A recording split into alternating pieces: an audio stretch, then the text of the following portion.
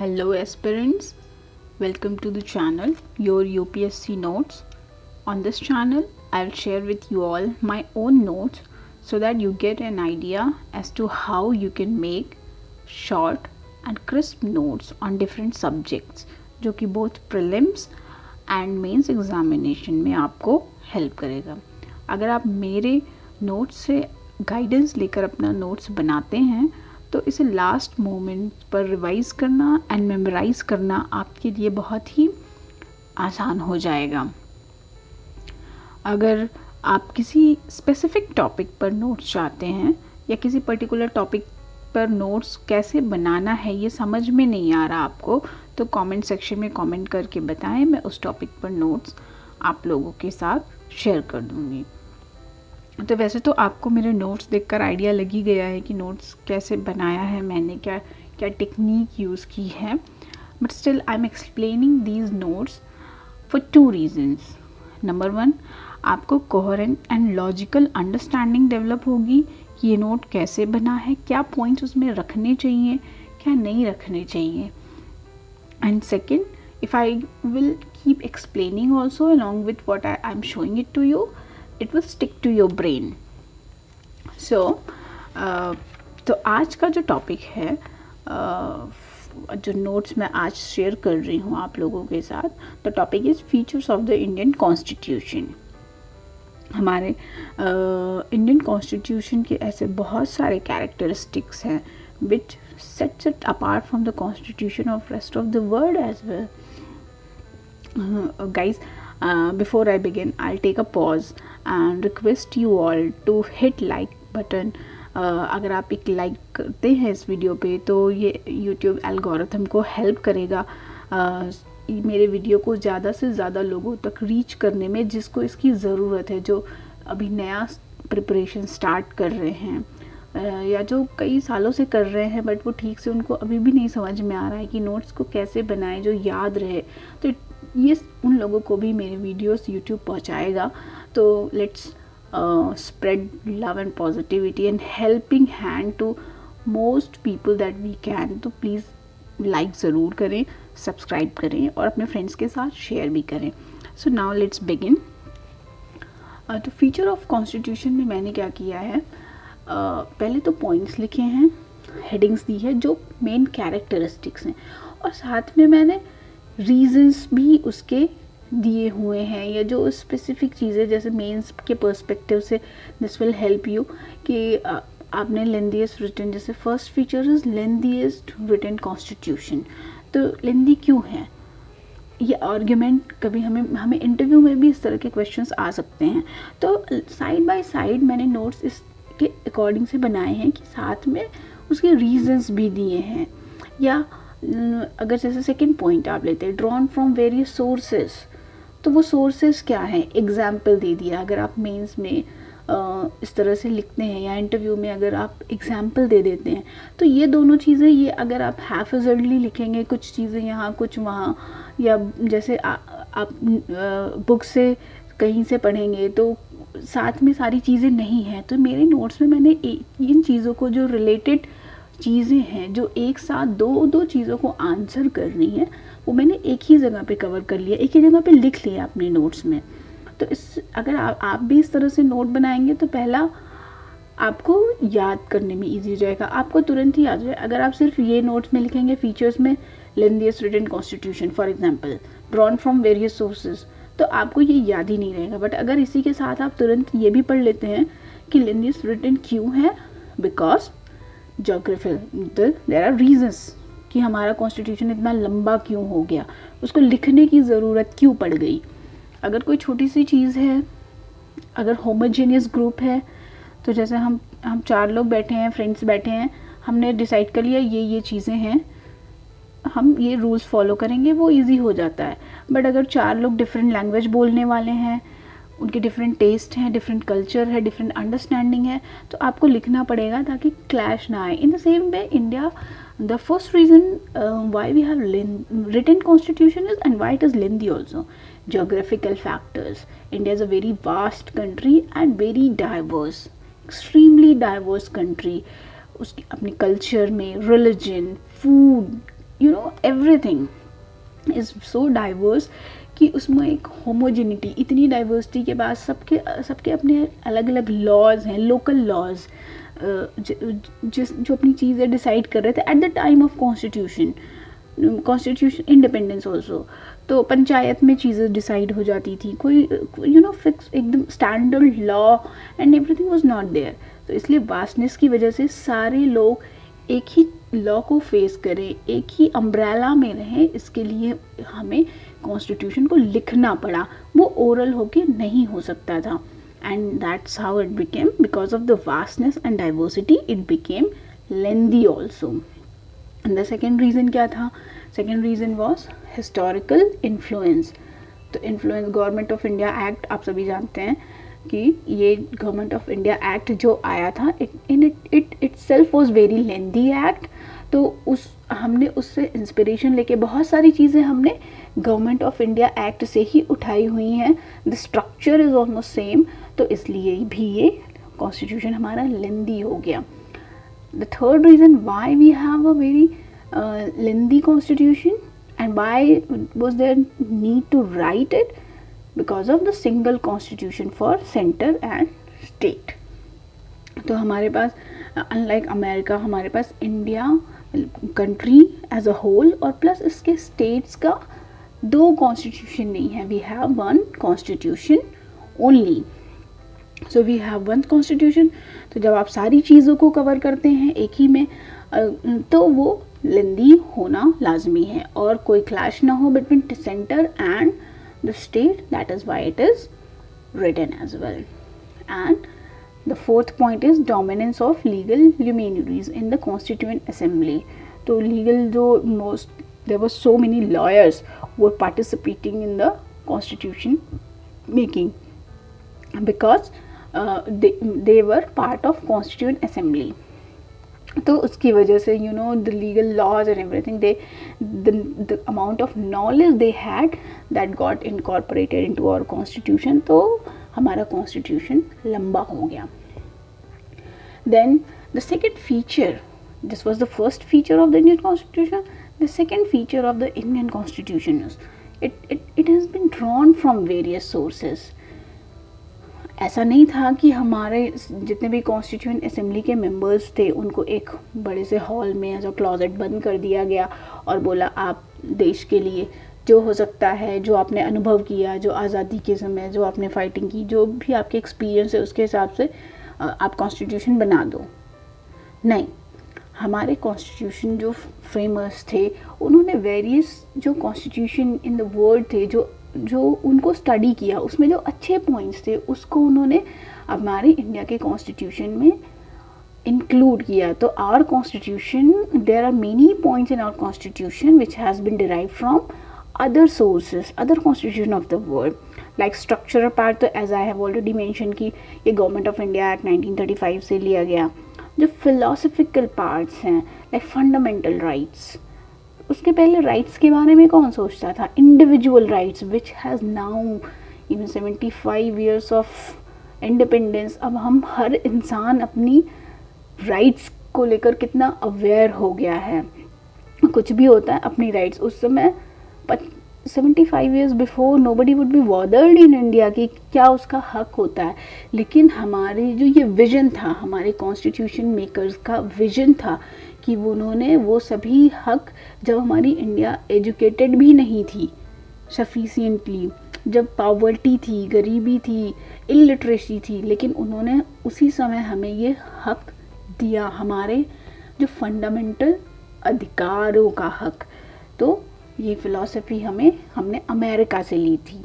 And the philosophy and the other philosophical part like DPSP, भाई जो government की कुछ जिम्मेदारी होनी चाहिए। ऐसे नहीं गवर्नमेंट आए और अपना खाना पूर्ति करे 5 साल में, उसकी परफॉर्मेंस, गवर्नमेंट सही से काम कर रही है कि नहीं, उसको कैसे नापा तोला जाएगा। तो इसके लिए DPSPs दिया। वो हमने कहाँ से लिया था? आयरिश कॉन्स्टिट्यूशन से। हमने हमारे कॉन्स्टिट्यूशन फ्रेमर्स जो इंस्पायर्ड हुए थे वहाँ से लिया था। और the political part has been taken from Britain, political parts mean तो कैबिनेट होगा, एग्जीक्यूटिव होगा, लेजिस्लेचर होगा, ये हमने हमने ब्रिटिश गवर्नमेंट के फ्रेमवर्क से लिया था। तो देखिए मैंने इस तरह से नोट्स कैसे बनाए हैं कि जो एक पॉइंट, मेन फीचर तो यही है, the lengthiest written constitution drawn, and then I will show you, take you down to the next page. We almost 15-16 features are there, but just में जहाँ जो important rigidity and flexibility. So the Indian constitution is rigid. The Indian constitution is rigid as well as flexible. अब इसमें मैंने क्या किया है, इसमें मैंने इस पॉइंट में वो rigid क्यों है और फ्लेक्सिबल क्यों है। वैसे तो आप लक्ष्मीकांत पढ़ेंगे तो एक पूरी स्टोरी है, उसको याद समझिए, पहले पढ़िए फिर समझिए, फिर याद करने के बाद जब आप नोट्स में क्या लिखेंगे, अगर आप ये 2 पॉइंट्स लिख देंगे तो आप इसको एग्ज़ाम में एलैबोरेट खुद ही कर लेंगे। बस इतना याद रखेंगे कि वो रिजिड क्यों है, वो फ्लेक्सिबल क्यों है। आपको पूरा एग्ज़ाम में सारी चीज़ें, स्टोरी तो खुद याद रहेंगी और आप एग्ज़ाम में लिख लेंगे। तो ये मैंने तो हाईलाइट करके 2 चीज़ यहाँ लिख दी, रिजिड क्यों है, फ्लेक्सिबल क्यों है। तो it is a blend, our constitution is a blend of rigidity and flexibility. Rigidity, why rigid, because हमें इसको अमेंड करने के लिए, ऐसा नहीं कोई भी गवर्नमेंट है तो उसको वो वो अपने तरीके से जो चाहे कॉन्स्टिट्यूशन से हटा दे, जो चाहे उसमें ऐड कर दे, नहीं। या तो हम जब कॉन्स्टिट्यूशन पढ़ते हैं तो पहले ही पेज में लिखा है कि कॉन्स्टिट्यूशन किसने बनाया है, we the people of India give our self to a constitution. तो हमने खुद ही बनाया, तो कोई सिटीजन भी तो आके बोल सकता है कि भाई हमने बनाया है, हम चेंज करेंगे, जो हम चाहते हैं वो चेंज हो। ऐसे नहीं होता है। तो दैट इज़ वाई तो थोड़ी सी रिजिडिटी है। रिजिडिटी क्या है, उसको अमेंड करने के लिए हमें majority of total members of parliament चाहिए plus 2/3 of present and voting. जितने प्रेजेंट हैं, वोट कर रहे हैं, वो 2/3 होने चाहिए plus majority of total members होने चाहिए, तभी हमारा कॉन्स्टिट्यूशन अमेंड किया जा सकता है।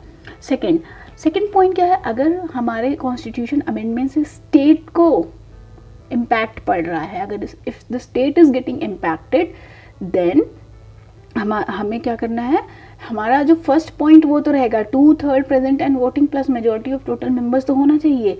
उसके अलावा स्टेट्स का रेटिफिकेशन चाहिए होता है।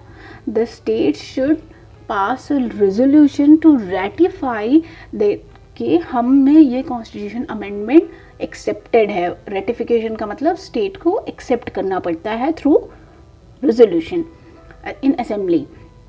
तो ये 2 चीज़ें हैं जो हमारे कॉन्स्टिट्यूशन को रिजिड बनाती हैं कि there is a procedure to amend the constitution. And the flexibility part, flexible क्यों है हमारा कॉन्स्टिट्यूशन? फ्लेक्सिबल इसलिए है कि लास्ट 75 ईयर्स में हमने अपने कॉन्स्टिट्यूशंस को मोर देन 100 टाइम्स हमने उसको अमेंड किया है। That means according to the changing need of the country. Changing need of the country क्या होती है? Societal change. जैसे अभी यूसीसी का डिस्कशन कितना हो रहा है, यू नो, तो सोसाइटल चेंज जो होती है, हमारी इकोनॉमिक चेंजेस जो होते हैं, पॉलिटिकल सिस्टम में जो चेंजेस होते हैं, तो उन सब चेंजेस को इनकॉर्पोरेट करने के लिए जब हमारा देश आज़ाद हुआ था तब हमारे देश की ज़रूरतें कुछ और रही होंगी।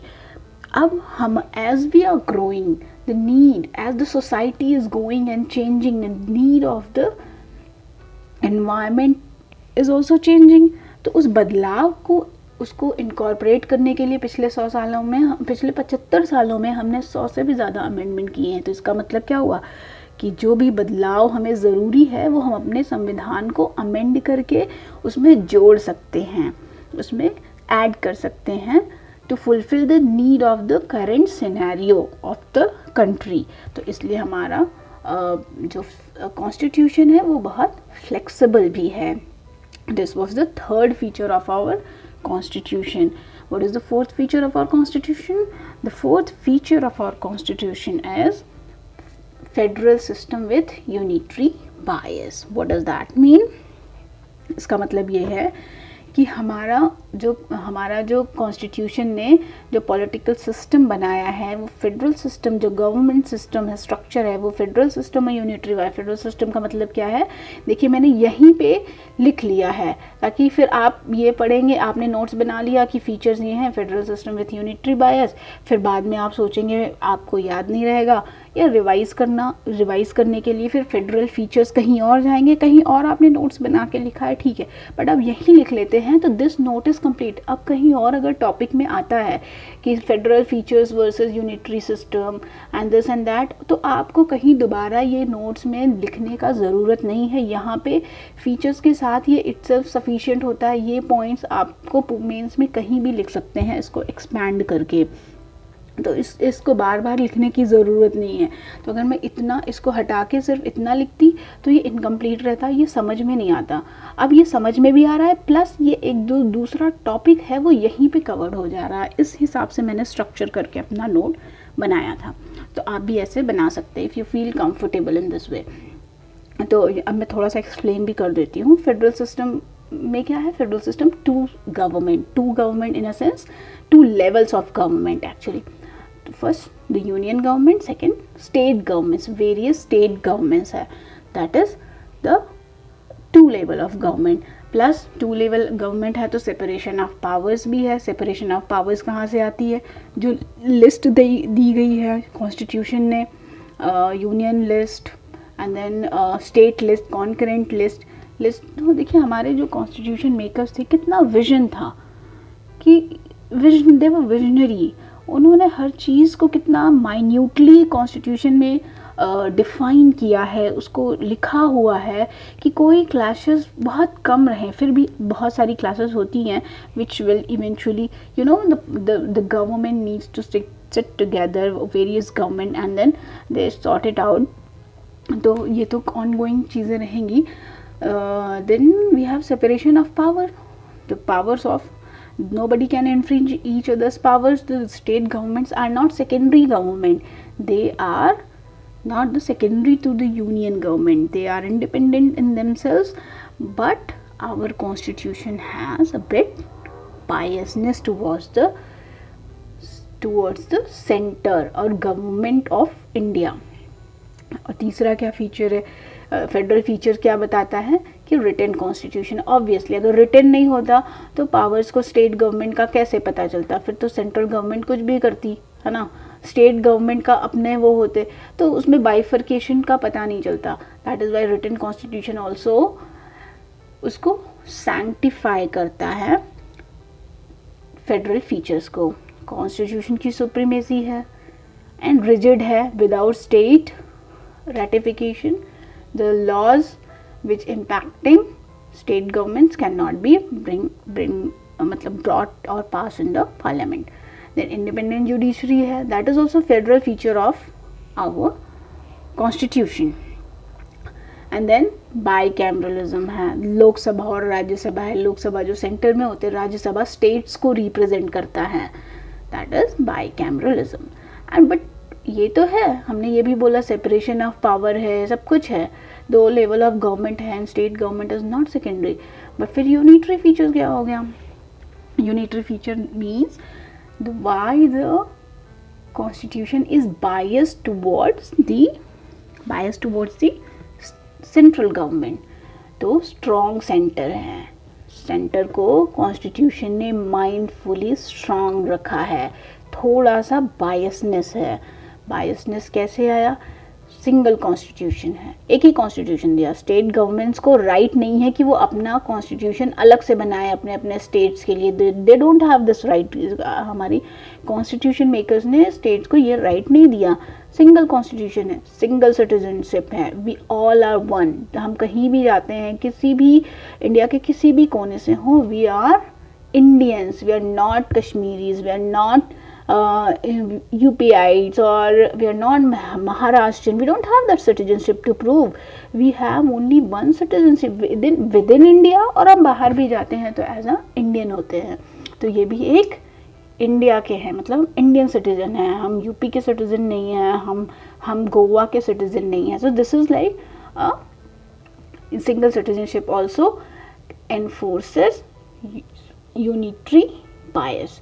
Then flexibility of the constitution. Flexibility of the constitution is also enforces unitary bias. Union government can amend it, not the union government can amend it, not the state government. And then integrated judiciary भी है.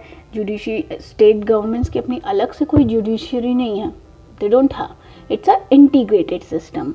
And then all the governments, as we all know, all the governments are appointed by central government, जिसके लिए हमेशा clash होता है state के CM में and then governor में. This most happen in most of the cases when the party in the power is different at the center and in the states. और Delhi NCR, Delhi में तो हम रोज ये देखते रहते हैं news. And then the all India services, as you all know, आप लोग जो प्रिपेयर कर रहे हैं वो सेंट्रल गवर्नमेंट के अंदर आता है. तो बायस्ड है, काम हम स्टेट के लिए करेंगे बट हमारा appointment and everything is handled by government of India. Emergency provision, ये भी सिर्फ सेंटर इनिशिएट कर सकता है. This is solely a central government's right. Central government को क्यों ये दिया है राइट? बिकॉज कुछ भी इंटरनल डिस्टर्बेंसेस होती हैं, external war kind of situation होता है, एक्सटर्नल एग्रेशन होता है किसी भी स्टेट पे या किसी 2 स्टेट्स में या इंडिया में, तो ये central government will have the power to take the matter into their hand and resolve it और कन्फ्रंट इट. तो इसलिए ये नहीं कि अपना स्टेट गवर्नमेंट कुछ और ही किए जा रहा है. हो सकता है कि कुछ ऐसे डिस्टर्बेंस इंटरनली ऐसे डिस्टर्बेंसेस हो जाएं, जैसा नक्सलाइट्स चल रहा है, या एक्सटर्नल ऐसा हो जाए, सपोज दिल्ली पे अटैक हो जाता है या फिर आंध्रा पे हो जाता है, तो देयर गवर्नमेंट वो कैपेबल नहीं हो सकती हैं कि उसको डील करने के लिए अकेले. दे don't have sufficient intelligence and everything and the power, all kind of powers required. That is why these powers emergency कब declare करनी है एंड वो कैसे कैसे उसकी किस सर्कमस्टांसेस में करनी है वो भी कॉन्स्टिट्यूशन ने डिफाइन किया हुआ है. तो ये इसीलिए ये पावर दिया गया है सेंट्रल गवर्नमेंट को. And the concurrent list, we all know concurrent list में वो सब्जेक्ट्स हैं जिसपे स्टेट एंड सेंटर दोनों ही लॉज बना सकते हैं. But if the central government is making law on this subject mentioned in the concurrent list, then uska law prevail karega over state government. And then the last is union of states. The India is union of states. It is union of states and it is not like different elements. ऐसा नहीं है हमारा India में जैसे America में है कि अलग अलग कंट्रीज़, अलग अलग स्टेट्स उन्होंने एग्री किया और फिर उन्होंने ज्वाइन किया है. नो, ऐसा नहीं है. It's already, it was a country, it has been bifurcated into different different parts you can say geographically, जिससे कि उसका मैनेजमेंट ईजी किया जा सके. So the first feature was lengthiest written constitution. Second feature was it has been drawn from various sources. The third feature is the blend of rigidity and flexibility, and the fourth feature of the Indian Constitution is federal system with unitary bias. Now let's go to the fifth feature of the Indian Constitution. The fifth feature of the Indian Constitution is parliamentary form of government. देखिए parliamentary form of government, अब इसमें लिखने के लिए तो बहुत कुछ लिख सकते हैं, बट मैंने पॉइंट में आप इससे भी ज़्यादा शॉर्ट करके इसको लिख सकते हैं. Just right majority party rule, तो हम समझ ही जाएंगे. Just right nominal and real executive president, समझ जाएंगे. तो अब जो मैंने लिखा आप इससे भी ज़्यादा शॉर्ट कर सकते हैं. ये इतना मैंने इसलिए लिखा है ताकि आपको समझ में आए, क्योंकि अपने से लिखा हुआ कोई भी चीज़ कितना भी शॉर्ट करो आप समझ आ जाते हैं, बट अगर किसी और की लिखी हुई चीज़ें आप पढ़ते हैं, अगर उसमें थोड़ा सा एक्सप्लेनेशन नहीं है, then you will not be able to understand, और फिर वो यूजलेस हो जाती है चीज़ें. इसीलिए मैं आपको थोड़ा सा एक्सप्लेन भी करते चल रही हूँ कि क्या है, कैसे है. आपको जो नोट्स बनाना है वो आप कैसे बना सकते हैं. So the parliamentary form of government we have. This is the feature of the Indian Constitution है. ये हमारे संविधान का एक कैरेक्टरिस्टिक है. तो parliamentary form of government का मतलब क्या होता है? Principle of cooperation and coordination between legislative and executive, and executive is derived from the legislative. तो दोनों में, एग्जीक्यूटिव में और लेजिस्लेचर में एक कोऑर्डिनेशन होता है, कोऑपरेशन होता है। वो दोनों अलग अलग काम नहीं करते कि आप अपना देख लो भाई, आप तो लेजिस्लेचर हो, अपना देख लो, हम एग्जीक्यूटिव अपना। No, they cooperate with each other, they work with each other, otherwise दोनों को एक ही काम तो करना है। लॉ को पॉलिसी कौन बनाएगा? पॉलिसी एग्जीक्यूटिव्स बनाएगी, उसको आइडिया वो लाएंगे, they will write it down, frame it, and then उस पर डिस्कशन करना, उसको पास करना है या फेल करना है, दैट मीन्स रिजेक्ट करना है, वो कौन करेगा? वो लेजिस्लेचर करेगा। किस पॉलिसी को वो रिजेक्ट करेगा वही तो, या पास करेगा जो एग्जीक्यूटिव लाएगा। वो दोनों अलग अलग काम नहीं करते, दोनों एक ही काम करते हैं। They work at different levels, that is why they have to cooperate with each other, they cooperate and coordinate with each other। और हमें ये तो पता है हमारे यहाँ जो पार्लियामेंट्री सिस्टम है, जो एग्जीक्यूटिव्स हैं वो लेजिस्लेचर से डिराइव्ड होते हैं। अनलाइक अमेरिका में प्रेसिडेंट जो है अपनी एग्जीक्यूटिव टीम वो खुद से सेलेक्ट करता है, वो खुद से उठाता है उसको अपनी टीम में कौन कौन चाहिए। इंडिया में this is not done. India में जो इलेक्टेड, जो हमने जनता ने चुन के भेजे हैं अपने इलेक्टेड मेंबर्स को, रिप्रेजेंटेटिव्स को पार्लियामेंट में, उसमें से ही हम एग्जीक्यूटिव को भी चुनते हैं। ठीक है, तो इसमें देखिए, इसमें मैंने क्या क्या लिखा है, इसमें मैंने लिख दिया है। अब थोड़ा सा याद रहे पार्लियामेंट्री फॉर्म ऑफ गवर्नमेंट क्या होता है, हम सभी को पता है, बट एंड मोमेंट पे ना जब लिखने का होता है, रिवाइज करने का होता है, इतना प्रेशर होता है, इतनी सारी चीज़ें होती हैं दिमाग में बिठाने के लिए कि वो जस्ट निकल जाता है। या हमको पार्लियामेंट्री फॉर्म ऑफ गवर्नमेंट अगर आ गया, उसके लिए हमें दूसरा चैप्टर खोलना पड़ेगा, उसमें पॉइंट्स हमें ढूंढने पड़ेंगे, फिर हमें उसको अलग से लिखना पड़ेगा। इसलिए मैंने यहीं से लिख दिया। अब आप इतना अगर आप लिख लेते हैं इसमें, तो आप पार्लियामेंट्री फॉर्म ऑफ गवर्नमेंट पे कोई भी क्वेश्चन आए, कितना भी घुमा कर आए, आप सिर्फ इतने नोट्स से उसको आंसर कर सकते हैं, इतने नोट्स से, गिवन दैट कि आपने बुक अच्छे से पढ़ी है, तो इस नोट से आपका सफिशिएंट हो जाएगा। इसलिए मैंने, देखिए, I hope you are understanding कि मैंने नोट्स जो मैंने बनाया है, ये बहुत ही एकदम ही वर्ड नहीं है, बट जिस तरह से मैंने बनाया है कि थोड़ा समझ भी आए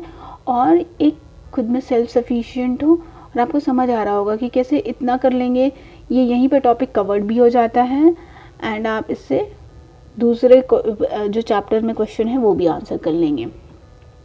तो इसमें क्या है, पार्लियामेंट्री मत का मतलब ही यही हो गया, presence of nominal and real executive. Nominal executive होगा, real executive. Nominal, who is the nominal executive? President जो होता है हमारा, एंड देन रियल जो कैबिनेट, ये वेरियस मिनिस्टर्स वेरियस लेवल होते हैं, they are real executives. And majority party हमारे यहाँ रूल करती है। हमारे यहाँ प्रोपोर्शन में नहीं है, जिसको जितना वोटिंग मिला उसको उसके हिसाब से मिनिस्ट्री मिलेगी या गवर्नमेंट फॉर्म होगा, नहीं, ऐसा नहीं है। जो पार्टी जीती, जिसके पास ज़्यादा कैंडिडेट जीते, वो उसका सरकार बनता है। फिर collective responsibility of executive to legislature. तो हमारी जो एग्जीक्यूटिव है, एग्जीक्यूटिव की टीम है, prime minister to all the minister of state और डेप्यूटी मिनिस्टर्स जो होते हैं, उन सबको, वो सारे जो एग्जीक्यूटिव का पार्ट होते हैं, they are collectively responsible to legislature. अगर कुछ भी हो, कोई भी पॉलिसी फेल होती है, कुछ भी होता है, तो वो they all of them stand together responsible to the parliament, जो लॉ मेकर्स होते हैं, लेजिस्लेचर को। फिर members of ministers in legislature, जो मिनिस्टर्स होते हैं पार्लियामेंट्री सिस्टम में, क्या है, जो मिनिस्टर होते हैं वो जो लेजिस्लेचर के मेंबर्स भी होते हैं।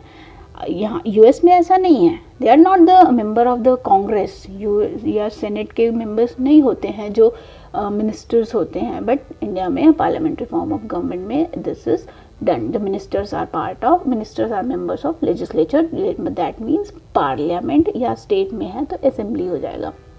और यहाँ पे लीडरशिप किसकी होती है? Prime minister in the state, CM की, उनकी लीडरशिप में चलता है हमारा। प्रेसिडेंट का लीडरशिप नहीं होता पार्लियामेंट्री फॉर्म ऑफ गवर्नमेंट में, he is just nominal head.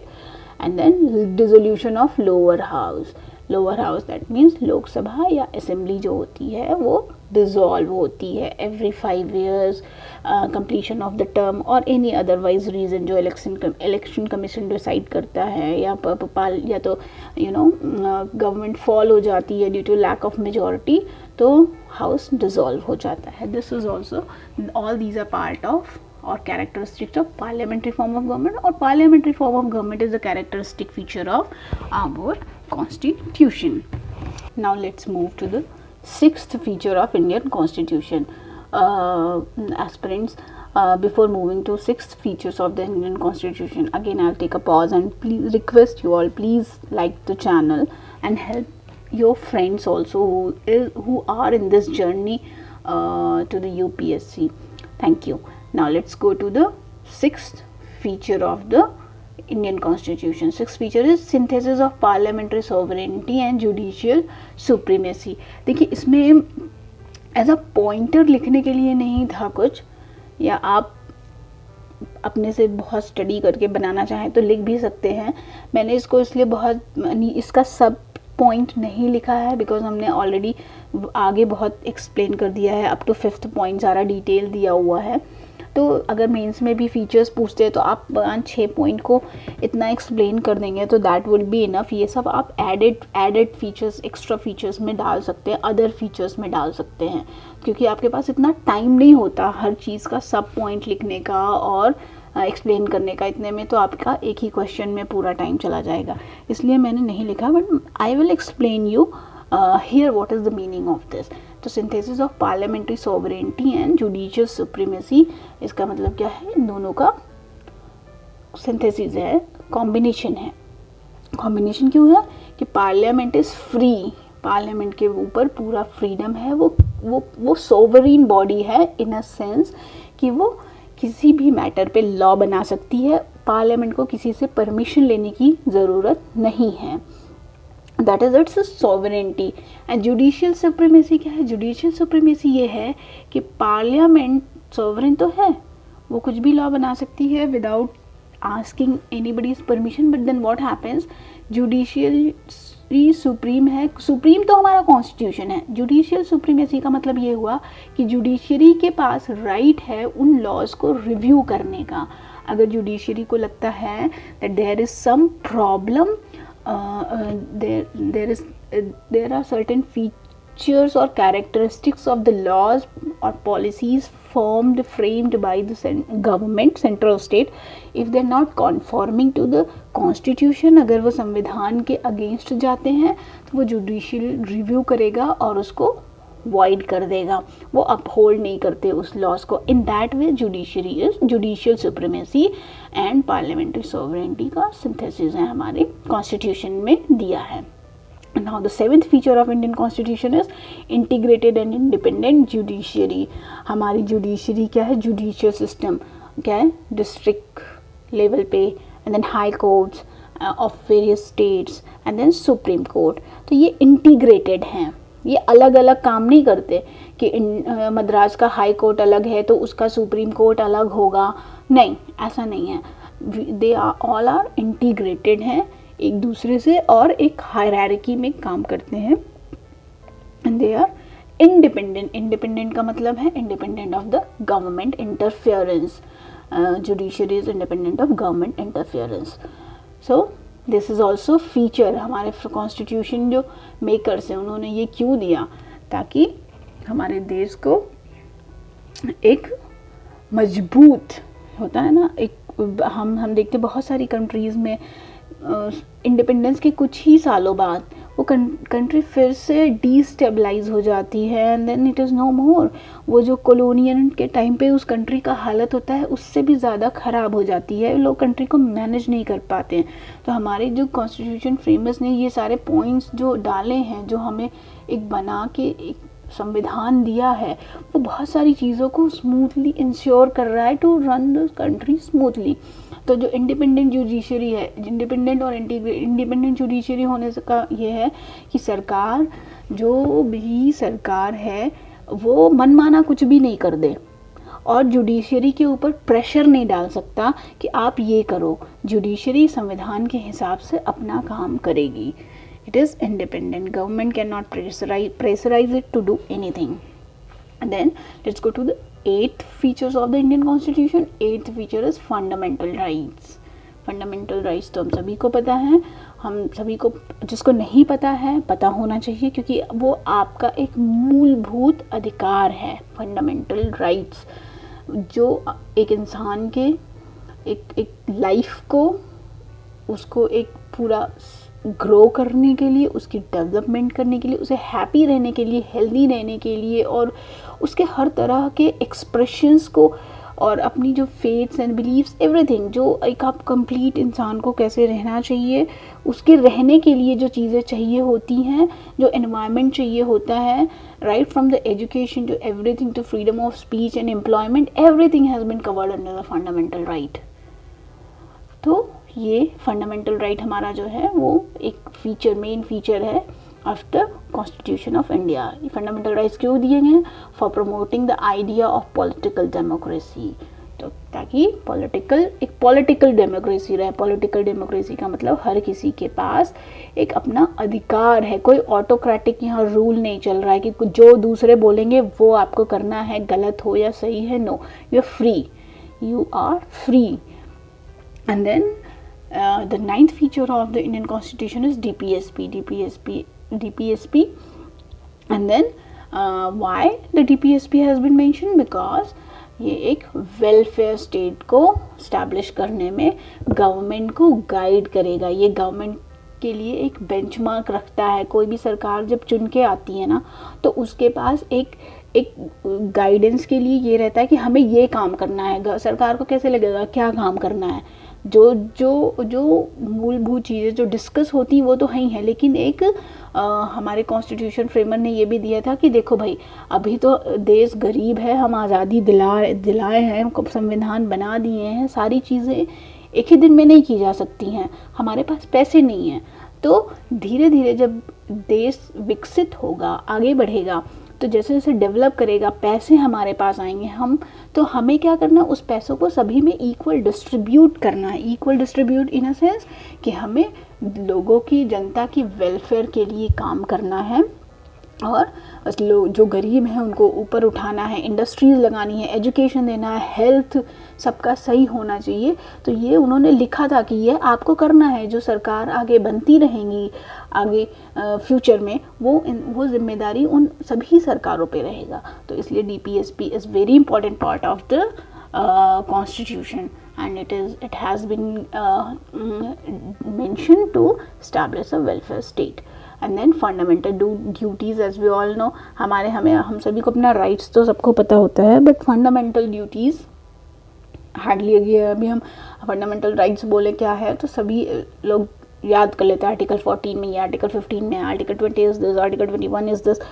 लेकिन फंडामेंटल ड्यूटीज़ थोड़ा सा है, छोटा है, बट स्टिल हम में से उसके आर्टिकल या क्या क्या आते हैं मोस्ट पीपल फॉरगेट, या फिर याद करते हैं तो उसमें कंफ्यूज हो जाते हैं एग्जाम में, जब प्रीलिम्स में आ जाता है then people forget. So but this is very important feature of our Indian constitution. Fundamental duties ये हमें क्यों दिया है? इसलिए दिया है, reminder to citizen to be conscious of duties they owe to their country, society, citizens and fellow citizens. देखिए एक तरह से डेफिनेशन भी हो गई है ये, जो आप लिख सकते हैं एग्ज़ाम में.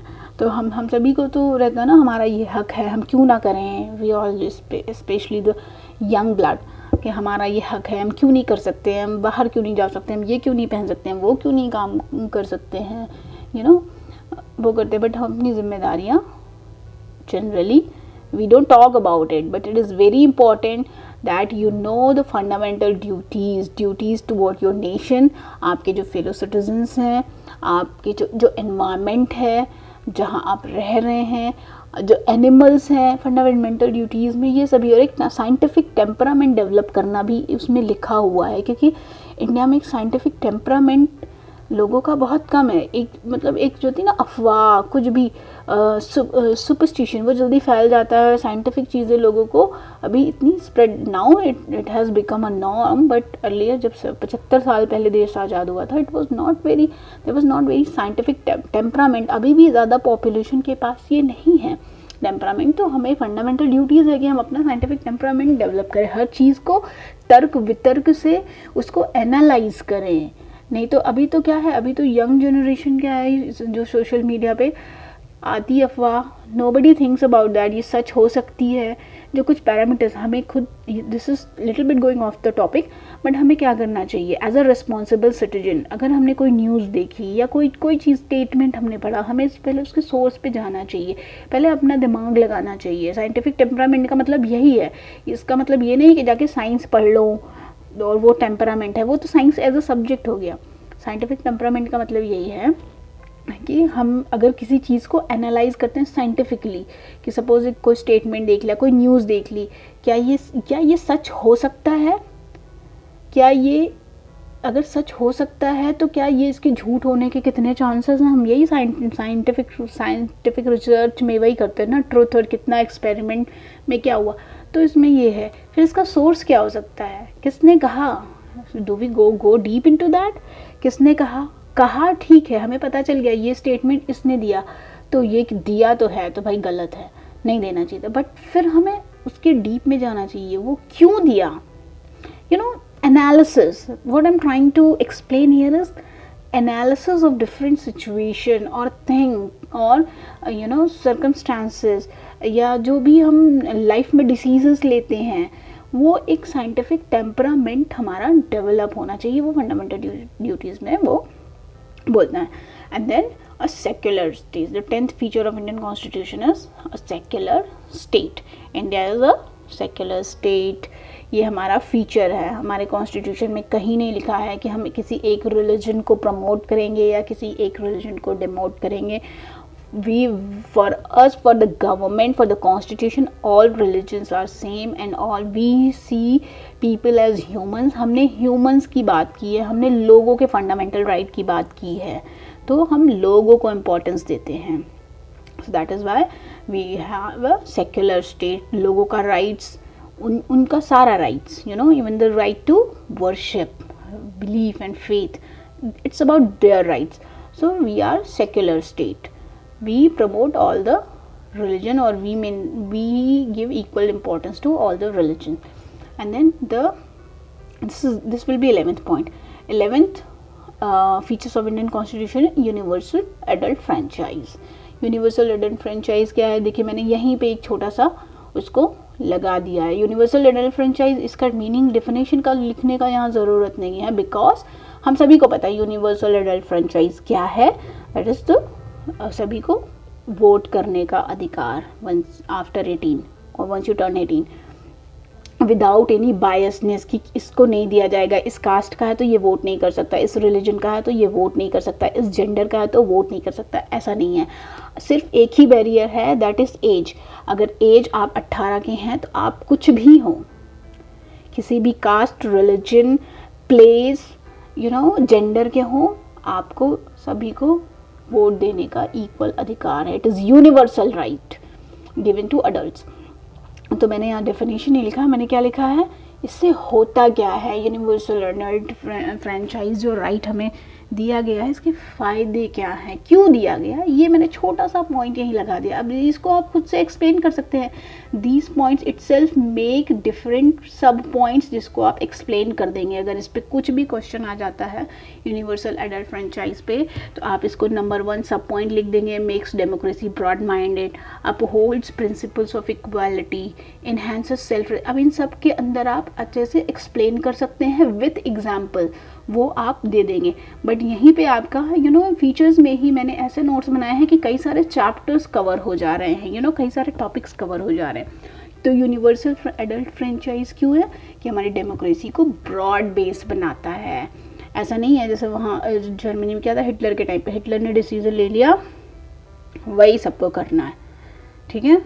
या तो जैसे भी अभी करंट में क्या चल रहा है, Afghanistan, Taliban has come to the power and they are making rules, लड़कियों को नहीं पढ़ना है, उनको बाहर भी नहीं जाना है, they can't work। so ये तो एक बहुत ही नैरो फॉर्म ऑफ गवर्नमेंट हो गया। Narrow, it is a very, उसको तो कुछ बोलना ही बेकार है, बट दिस इज़ नैरो। तो ब्रॉड बेस का यहाँ मतलब मैं क्या समझाना चाह रही हूँ, every kind of people from all strata, all culture, all religion, every gender is participating in the political system, making democratic decisions, electing their representatives. तो ये आप एक्सप्लेनेशन में लिख देंगे कि मेक्स डेमोक्रेसी ब्रॉड बेस्ड, जो हमारे जो रिप्रेजेंटेटिव्स चुन के जाते हैं वो किसी एक सेक्शन से चुन के नहीं जाते हैं, डिफरेंट सेक्शन से सब लोग जितने इंडिया में जितने तरह के लोग हैं सभी अपने अपने रिप्रेजेंटेटिव को चुन के भेजते हैं. मेक्स डेमोक्रेसी ब्रॉड बेस, इसका मतलब यहाँ ये होता है. Upholds principle of equality, obviously सबको दिया गया irrespective of anything, everybody has got the right to vote, तो सब लोग बराबर हो गए, इक्वल हैं. Enhances self respect. अब यहाँ पे जब वोट देने जाते हैं तो वो एक होता है ना, हमारे यहाँ कास्ट सिस्टम बहुत है, upper caste, middle caste, lower caste. तो बट जब वोट की लाइन में हर बंदे के पास एक वोट होता है, चाहे वो किसी भी कास्ट का हो, तो उसका रिस्पेक्ट, और जो एक अगर किसी को लगता है वो अपर कास्ट का है या लोअर कास्ट, वहाँ दोनों की जो सेल्फ रिस्पेक्ट जो होती है ना वो सेम लेवल पे होती है. तो यूनिवर्सल एडल्ट फ्रेंचाइज क्या देता है, सबका सेल्फ रिस्पेक्ट बढ़ाता है, जो सोसाइटी में पीछे रह गए हैं इन टर्म्स ऑफ. और हम यहाँ पैसे के बेसिस पे भी नहीं देते हैं, जैसे अदर कंट्रीज़ में long back in the Britain जो जो जो जो जो जो जो क्या बोलते हैं उसको, जो landlord, I am forgetting the exact word, the landlord का जो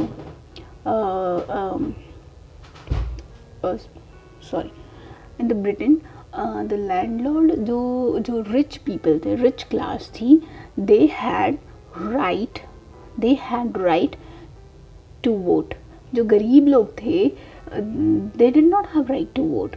सो तो इंडिया में ऐसा नहीं है, इंडिया में पैसे के हिसाब से भी वोट देना अलाउड नहीं है कि जिसके पास जाए, तो सभी का सेल्फ रिस्पेक्ट बराबर है. And Prestige of common people.